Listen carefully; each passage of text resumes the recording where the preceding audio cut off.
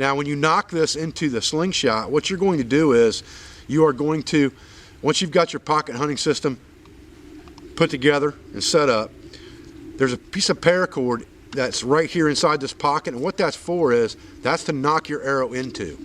And what will happen is when you pull this backwards to tighten this down as if you were going to shoot it, what will happen is the pocket will collapse around it and trap the arrow, and that string will hold that knock so that when you pull it back, it's held in place. You don't need a release. You can finger shoot this thing. It's only 42 pounds. If you want to use a release, you could hook your release right to the string and shoot it like your normal recurve or compound bow.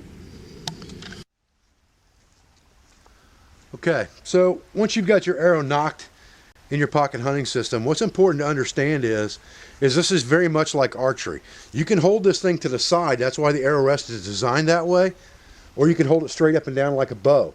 But you're going to get better aim and a better direct line of sight if you go sideways. And you can almost use the top of that sight as a point of aim. What's important is that you have good mechanics when you shoot this pocket hunting system, exactly like you have in archery. You have to get a full draw, and you have to pick an anchor point. And for me, that anchor point is to put my finger right at the corner of my mouth.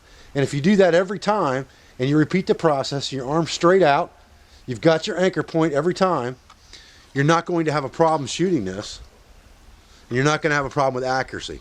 But mechanics is the most important part of archery, and now you have turned this into archery.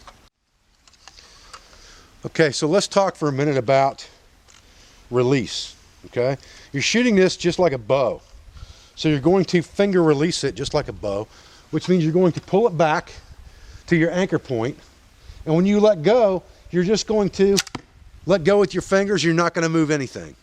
Everything stays stationary until the arrow hits the target. That will improve your accuracy.